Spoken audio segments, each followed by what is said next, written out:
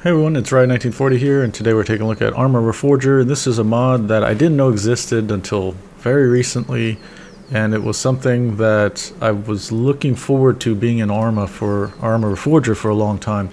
So if you know me, I like to play the Antistasi Arma 3 mission, and that's basically you running a resistance faction against the Soviets or the US. You can configure it however you want. You basically have to take the whole island over. Well, this is called Freedom Fighters, and it's made by Johnny Kerner. And I'll link the mod in the description, but basically I've got a server up running it now, and it is similar to Antistasi, where you're starting a resistance faction and you're going to take over the whole island. And we'll take a look at the map here. So you got camps, you can create fobs. So I've got fob alpha is where I first started, and then fob bravo is where we're at right now along the coast here. And the idea was to put this up here as we move towards the northern part of Everon. Yeah, so you can see here towns have population support, kind of like Antistasi. You put out propaganda posters that you can get from your officer. I'll show you that in a second. And you can put them up in towns. They'll have little markers. So these markers here are for putting up propaganda posters. Of course, they got stores you can buy things at. Bus stations you can get around the map just using the bus if you stay in incognito mode, sort of like Antistasi. If you're in civilian clothes, then you won't be detected by the enemy, kind of blend in. So towns that have population support you can spawn in at, and you'll be in civilian clothes. If you spawn in at the fobs, you'll spawn in with resistance clothing, so you won't blend in. They'll start shooting at you immediately. So if you come into the fob, I'll show you guys this base, just so if you want to play on this server, I have it up 24/7 for the next 3 months. You'll know what to do. So you'll spawn in here. You probably won't have any guns, so you can come here. Basically, this is where we put all our loot. So if you kill a bunch of Soviets on patrol or something, bring it in a vehicle and just dump it all into these crates. They have a limited capacity, so some of the crates might be full. If that's the case, if you have a shovel, hit 0. And this has a construction menu, so I can go to place, and then I can put the equipment box. I'll just plop one down. And then I could put it around however I want. So put it right next to that guy like that. Hit enter. There we go. So now it's empty, so I can put a bunch of stuff in there. This tent over here is where the boss is. So you can talk to him. You can get posters. He'll give you 5 posters, and you can go around the map putting them up. They help influence the support levels to increase. You can get a job here or pull back from jobs. It's kind of like Antistasi, where you can assassinate people or something like that. Or run supplies, I think so. I just basically have fun ambushing the Soviets as they drive around, because on this island there are trucks and UAZs and BTRs that drive around between the cities, and you're welcome to just ambush them. Now this base runs on supplies, so say if we had no weapons in those boxes, you can actually go over here, and back here you can purchase uniform items. I'll show you some right there. So you can get backpacks and things like that. Get different clothing gear, radio, and then the lockpit and tents. And so tents require a camping kit, and when you build a camping kit, then you can place tents around it, and this kind of allows you to respawn at far ends of the map, basically. And you have to consult the map, because depending on some of the influence of some of these cities or other facilities, they will influence where you can put your camp. So I've got a camp out here. If you want to know where you can place a camp, you click on that, and then it just shows you the red zones where you can't place one. So if you're too close to your own FARP, you can't do it. But if you're close to enemy institutions or cities, then you can't do it. So you can place one outside. And I think tents are like a one-time use sort of thing. You can see here this campfire is got 0 tents, so you can't spawn there at all. Someone has to run out there and place tents if they want to do that. But that was basically set up to attack this radio tower, which we've captured. So there are radio towers, and they help you communicate, I think, throughout the map, but I have not been using the radios yet. I honestly don't know how. I tried to figure out with somebody, and we could not get the radios to work. Don't know what's going on there. Anyways, this is also for the gun stuff. This one's kind of tricky. You gotta find the right spot to be able to purchase, but let's see if we can find it. There it is. Right around there. So you can actually buy mortars, which are really cool, because you can make a mortar pit here at the base. You can buy guns and get the ammunition for that. So TNT, mines, all that kind of stuff. You'll notice that actually doesn't use this. The things you purchase here use supplies. They don't use cash. So we only have 328 supplies. And the supplies are stored back over here by the trucks. So you can see here, that's what the supplies look like. There's dynamic supply loading in the truck. So if you drive around town or around the map and you see a army truck, and in the back, if you take a look inside of it, if it's open, kind of like that, you'll see crates and stuff. If you see that, steal that truck, do what you need to do to get the truck back to base here, and then you can walk up to this, and then you can transfer, just drag the supplies out of the truck into the pits there, and then you'll have stocked our base. So we have 2 of them right now, so 1,800 supply total is the max, but you can also build more supply tents if you need it. But like I said, supplies are what make the fob operate. So we can, with supplies, we can build more things like mortar pits, and we can also use the supplies to spawn in, because that takes 10 supplies each time someone spawns. And most importantly, it allows you to get those weapons that are on those other tents in the back here, or structures here. So you can get tents, ammunition, you can get uniform items and things like that, all from supply, so you don't have to rely on scavenging from the dead. Although that's always a viable thing too, just really time consuming. So anyways, let's take a look at the map here. And once again, so these factories that we own, they produce resources, and so resources are those supplies that I was talking about, and they produce it, like it says, 100 supplies per hour between 8 and 1600. So during the daylight hours, the main daytime, they will produce supplies that you can then pick up. There'll be a pickup spot, and it's located here like that. Just drive to that, you'll see the crates there, roll up to it. I think there's a information thing you walk up to, and then you can see that menu with the supplies, and you just drag the supplies over to your truck, then you drive your truck to your fob. You could also donate the supplies to cities, and that increases the population support. So you can see the population support varies. Unfortunately, it's not like Antistasi, where if you killed enemy soldiers around a town, then your population support increases. It just doesn't really have an effect. So to affect the population support levels, you either need to put up propaganda posters, or you need to donate supplies. And what was the other one? There was one more that I can't think of off the top of my head. Oh, you just simply talk to the population. So if you walk up to people, you can influence them, you ask them questions, or you can say, come join us, and then they will decline or they'll accept. And if they accept, the population support goes up. The thing about the population support is, if you want to spawn into one of these towns, each time you do that, the population support goes down by by 1, I think. So if the population support goes down to 0, then you're not going to be able to spawn there. But if it was at 1% and then you spawn there, then you're not going to be able to spawn there again. So keep that in mind. If you see civilians, just ask them if they want to join the resistance, and then they'll join, hopefully, and then the population support goes up. So I think that was a good intro. What do we want to do today? I'll show you, actually. See what's going on here. We'll let this go for the rest of the day to build up its resources, and then you can see I put this fob here because I want it to be really close to this thing, so that once we captured it, we can easily get supplies there. So we'll let this go, but we'll drive around, see what we can get into. I kind of like this pass right here between Duras and Regina, and trucks and stuff will drive through it, and it's easy to kind of ambush them. I can actually be in a disguise, but let me show you something here.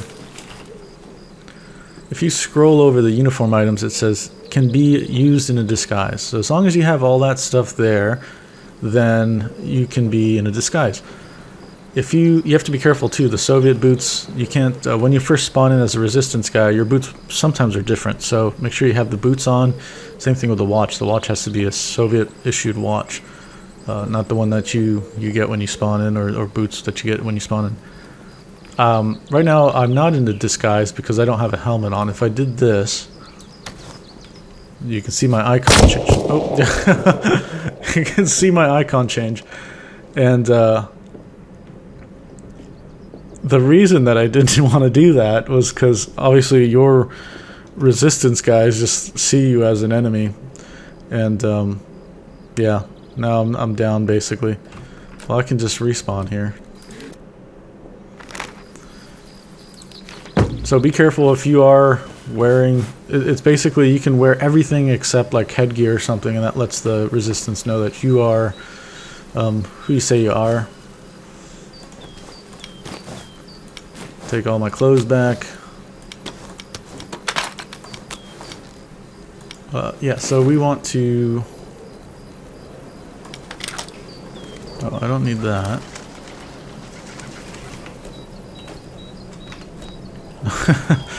Yeah, so don't wear a helmet. If you are going to wear a helmet, let's take the magazine out of this guy. Yeah, if you are going to wear a helmet, then do it away from the base. Looks like I'm wearing a resistance cap. Let's see here. Yeah. And you'll notice in the top right here, I've got this soldier icon. That basically shows you that the enemy is going to see you as a combatant, so you're not in a disguise or you're not dressed as a civilian. If you were a civilian and you didn't have any illegal items on you that were visible, then that wouldn't show up. So that's how you know if you're safe. Okay, so we're going to go try to probably go ambush stuff. We'll drive around, we'll see what happens. Alright, so we're going to drive through Regina. I'm going to show you some things. We'll see what happens here. Watch the icons in the right. They might change. You must know that we're still not in disguise, right? Because I'm wearing a resistance hat. So if I slowed down and the soldiers actually saw me closely, then they would identify me as an enemy combatant and try to shoot at me. As long as you're kind of blowing through these checkpoints here, they won't really bother you. It's when you become under close scrutiny, or if you hop out of the vehicle, then they will definitely know that you are not a Soviet soldier. But once again, we're not in a disguise at all because I'm not wearing a hat that is part of the uniform. All right, this is kind of the area I really like to do ambushes in. Go up and over, straight ahead over the hill. Oh boy, this gets a little squirrely. Oh man, well, that was close. So this is Everon, and when I was a kid I actually played the Operation Flashpoint games, and it was something I played like a million hours in. I love that game, and it's cool to see it in a more high-def look. And one of the things about the game is when Operation Flashpoint came out, they had like an add-on disc that you can buy. It was like Resistance or something like that, and that was like a single-player campaign, a set of missions where there was a little bit of persistence between collecting items and going across missions and stuff like that. And I really enjoyed that. So it was really awesome when somebody made Antistasi, and that became such a really popular game mode with a lot of configurability to it. So this is kind of like the game type that I like to play Arma series in. Okay, this area is where I really enjoy doing the ambushes here, right in this little pass. We'll go up ahead though and we'll see what's out there on the roads. So this is a server online, so anybody can join in. It's not password protected or anything. I hop on randomly. Right now I'm on a big Arma kick because I just discovered this and I'm just so happy to find it. Although it is kind of tedious because you have to run supplies and things like. There we go. That's an army truck. You can see this exclamation point now. Those icons. So if they see you like that and it comes all the way full, then that means they want to engage you. So that truck is loaded with soldiers and they're going to shoot at me right now. As long as that exclamation icon is winding down, it means they can't see you anymore, and that'll be it. The other two icons indicate that I am now, people know who I am, and they're going to be hunting for me, and there's going to be a cooldown timer associated with that. With the vehicle icon, it's the same thing. People know that this vehicle was a part of a crime or something like that, and so there's a cooldown timer associated with that. So obviously if I want to switch vehicles, then I can get rid of that timer. but they're gonna hunt for me as long as that icon with the crosshair and the person is up there. So I can switch vehicles or whatever. I won't do that. We'll just wait. We'll see if they're actually running towards me or not. You can see the eyeball icon, so that's showing that they can see me. And if that fills up again, then they've kind of got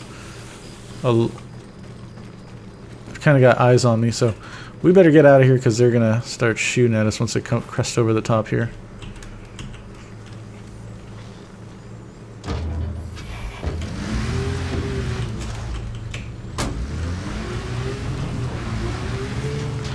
So those trucks, if that was a Ural truck where the back canvas area was open, you would see that they would have supplies. I think if they're closed, they've got soldiers in them. And those ones you kind of want to avoid, obviously, because a whole squad of people is going to dismount. Unless you can ambush them. There's always a risk there when a truck is approaching. There's another one. Okay, so you can see they're bailing out there. They see us.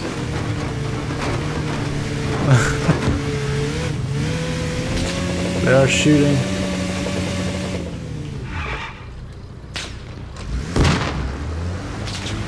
Things are getting squirrely. Alright. We'll see if those guys are still back up this way. I don't want to go down there because I just noticed beyond that truck there was two bunkers with heavy MGs guarding the road. So obviously with that truck bailing out down there and then them shooting at us, the guards from the bunkers or the sandbag pits would have seen us and started to shoot us as well with some heavy Dishka guns. Actually, I don't know if they are Dishkas, but alright, here we go. This is gonna get wild.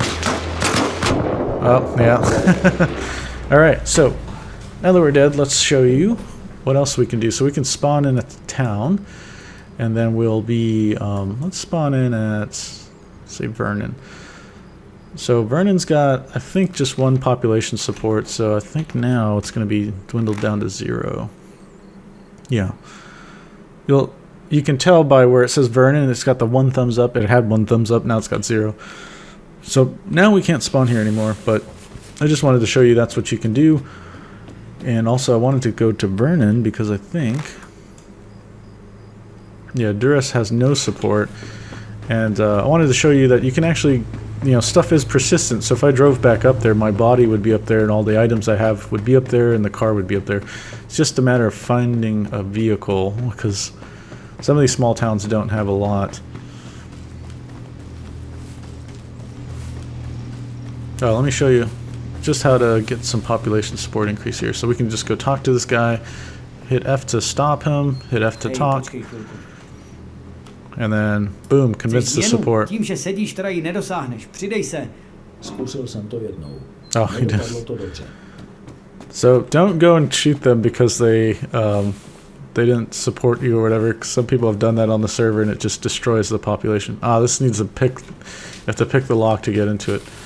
If you want to pick a lock, you have to go to a store and then you can buy one. Or also at the equipment shack that's in our fob, you can get some lockpick kits. So you can see here the eye icon, the eyeball icon is when they're looking at us, so they're line of sight of us. So that doesn't necessarily mean that they're gonna, if you're in a uniform, that they're gonna start shooting at you at that point. You have to imagine, or you have to see the eye and the exclamation point, and that once that gets full, that's when they're gonna be really alerted to you. So the game does afford you the ability to kind of sneak into vision for like a split second or whatever, and not get found out. I'll show you one more thing, and then we'll probably stop this video. I wanted to do an ambush or something, but it's not in the cards because we just don't have the keys for that vehicle. Let's go. Ooh, these fans are nice too. If you see them, shoot them up and see if they've got any supplies in them. Sometimes they'll have like 300 supplies in them, and some of those drivers they're not armed at all. So we can take the bus. So let's go and take the bus up here. Alright, and you instantly teleported. This only works when you're in uniform, or not in uniform at all. You see our vehicle over there. Was that our vehicle? Yes, that's what I forgot we got shot up over here.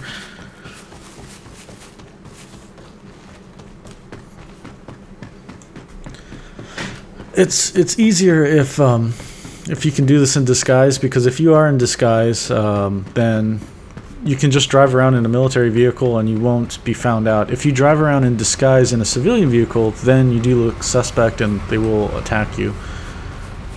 So here we go. Move this guy. Out you go. So the collect dog tag thing, I collected my own FIA dog tags, but if you see Soviet dog tags, definitely collect them because they are worth $200 each. If you take them to the leader of our group, see we got U.S. combat boots. We want to make sure we got the Soviet boots. Oh, actually, I can't grab the Soviet boots because he's not around yet. Oops. Where are my clothes? What's going on here? Oh, did I put it in the bag or something? What's happening? Yeah, it must be in the bag. There we go. Okay.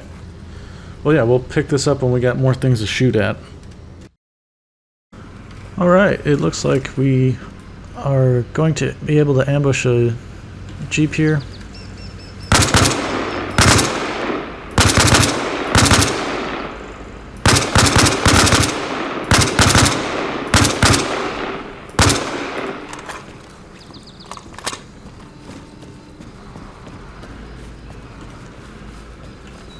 Oh man, another van showed up. I could tell by the icon there.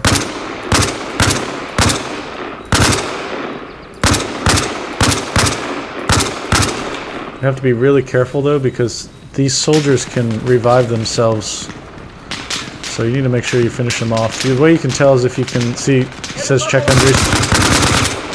If you see collect dog tags, you know they're dead. Okay, he's doing something. Alright, let's do that. Let's take this hat.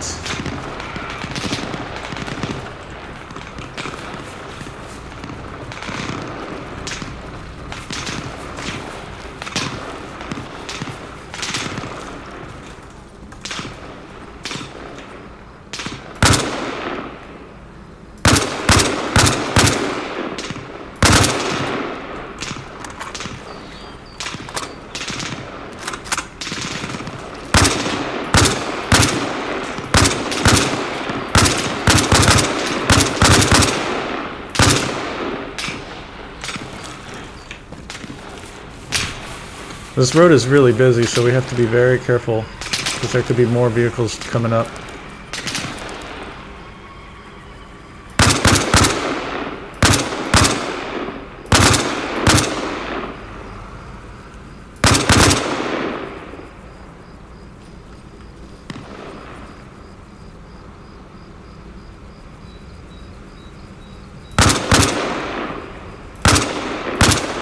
So yeah, once again, make sure you finish them off because they will revive themselves.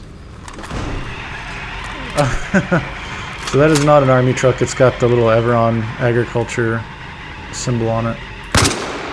Make sure you finish everyone off. Alright.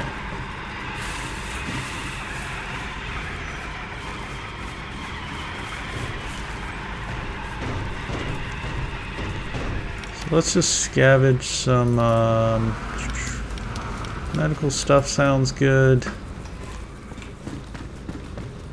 That officer has nothing. Alright. We'll leave those UAZs over there. Actually, let's check that one to see if it has any supplies in it.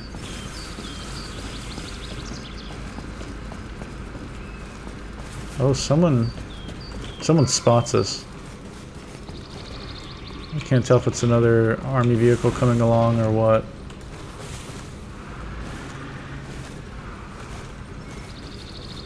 Oh, there he is. He must have revived.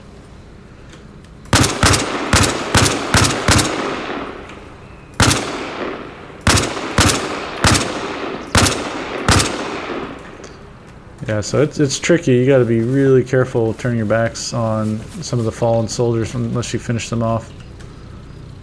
Let's see here. Yeah, no supplies. Alright. Well, at least we can just use this and we'll drive down there. Hopefully that van has supplies in it. I doubt they do because it had so many soldiers in it.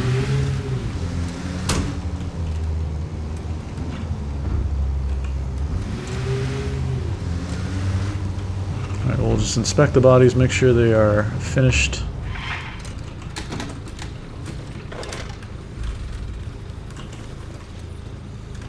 Yep, collect dog tag.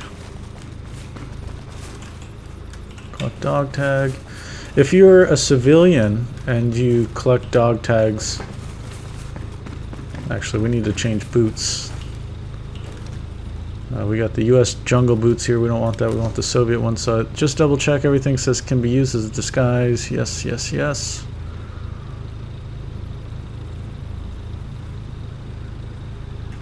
Okay, good. Actually, let me check the binoculars. Yes, alright, good. So you can see here, if I hit tab, I can see the inventory. It does have some supplies. It's got about 100 of them. Is that a vehicle coming towards us? I hear a truck. Oh, there's a guy down here.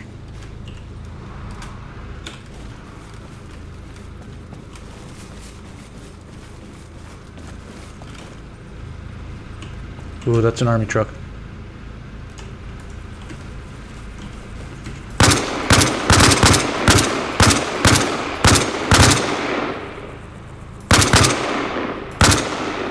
So that might be a supply truck because there's not a lot of guys bailing out of the vehicle, and there's only 2. So if that is the case, we got really lucky. This is a great break for us, but we need to be quick. Someone sees us. All right. Oh no! It was not good. Not good. We're screwed now. Yeah. Dang it. Oh crap. Oh man, I thought it was just 2 guys. So. Damn. Well, I think we'll call it at that. That was a spectacular way to end. So yeah, this is called Freedom Fighters. It is a server. It's on a server that I've rented now. So if you want to find it, I'll put the name in the description. But you can search for WWX or hrlf, which is the Hip Recon Liberation Front. That goes back to my hip flying days in DCS. On the Enigma Cold War server, basically we were championing that the hips should be allowed to have recon. Eventually Enigma allowed them to have recon, but anyways, WWX hrlf Freedom Fighters server. I'll put that name in the description. You can search for it. It's going to be up 24/7 unless it's like randomly crashed or something and it needs to be manually restarted, but it's usually pretty good about coming back on its own. So yeah, if you see me all around, you can go ahead and say hello. We'll maybe try and take over some things. If you're playing this, try and focus on getting this population support up and then keeping these fobs and stuff stocked. If they are stocked with the resources that we collect, then just drop them off on these cities to try to sway them to be on our side. Once we can get this southern part locked down, then we can start pushing up towards this one's going to be a tough one to crack. This is a military base and the radar site. The radar sites you can just destroy using either 5 things of TNT, or I think an RPG shot will blow it up. And then it's over. Military bases, I haven't captured any of those yet, so I'm not sure how that goes. The radio towers are really simple to actually get. Like these ones will be really easy. Generally, they have like 5 or like a squad basically guarding them, and that's it. As long as you kill all the garrison there, then it switches to being on your side. So. Tactic I like to use, especially on the higher mountain ones, is just find another peak across the way, just snipe them at like 400, 500, 600 meters, and then once they're all dead, then it's yours. Anyways, so if you have any questions or comments, leave them down below. Get to them as soon as possible. I'll see you next one. Bye!